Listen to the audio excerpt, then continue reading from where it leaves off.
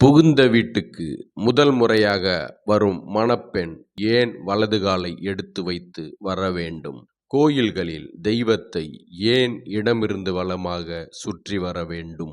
வலம் வருதல் என்றாலே இடமிருந்து வலமாக சுற்றி வருதல் என்கிற வழக்கம் எப்படி வந்தது? எல்லா கேள்விகளுக்குமான பதில் சங்க இலக்கியங்களில் பல இடங்களில் குறிப்பிடப்பட்டுள்ள ஒரே ஒரு சொல்லில் இருக்கிறது. அந்த சொல் வலனேர்ப்பு என்கிற சொல்லாகும். பல சங்க இலக்கியங்கள் இந்த வலனேர்ப்பு என்கிற சொல்லோடுதான் தொடங்குகின்றன.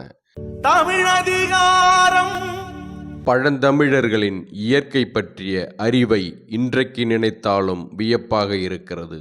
இந்த பூமி இடமிருந்து வலமாக சுற்றுகிறது என்பதை பல்லாயிரம் ஆண்டுகளுக்கு முன்பே அறிந்து இந்த பூமி இடமிருந்து வலமாக சுற்றும் வரை ஞாயிறு கிழக்கு கடலில் எழுவது பொய்க்காது எனவும் அதனால்தான் இந்த உலகம் உயிர்ப்போடும் மகிழ்வோடும் இருக்கிறது எனவும் திருமுருகாற்றுப்படை என்கிற சங்க நூலை பெரும்புலவர் நக்கீரர் தொடங்குகிறார்.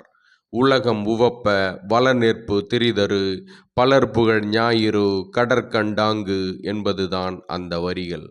அத்துடன் அதே பெரும்புலவர் நக்கீரர் கருமேகங்கள் இடமிருந்து வலமாக நகர்ந்தால் மாமழை பொய்க்காது எனவும் அதனால்தான் இந்த மண் குளிர்ச்சியுடன் இருக்கிறது எனவும் தொடங்குகிறார். நெடுநல்வாடை என்கிற சங்க இலக்கிய நூலை. வையகம் பணிப்ப வலனேர்ப்பு வளையி பொய்யா வானம் புதுப்பெயல் பொழிந்தன என்பதுதான் அந்த வரிகள். வலனேர்ப்பு என்றால் இடமிருந்து வலமாக சுற்றுதல் என பொருள். இந்த வலனேர்ப்பு என்கிற சொல்லிலிருந்துதான் வலம் வருதல் என்கிற சொல் தோன்றுகிறது.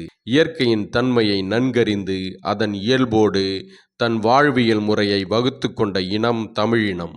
இடமிருந்து வலமாக சுற்றும் பூமியின் இயல்புக்கு இணங்க ஊர்வலம், நகர்வலம், தெய்வ வளம் என எல்லாவற்றையுமே இடமிருந்து வலமாக சுற்றுவதாகவே அமைத்து கொண்டான் தமிழன். அதன் அடிப்படையிலேயே புகுந்த வீட்டுக்கு வரும் பெண்ணும் இடமிருந்து வலமாக வீட்டுக்குள் அடியெடுத்து வைக்கும் முறையை வகுத்தான். இதுவே மணப்பெண் வலது காலை எடுத்து வைத்து வருவதற்கான காரணம். தமிழதிகாரம் இது உலகத்தின் முதலதிகாரம்.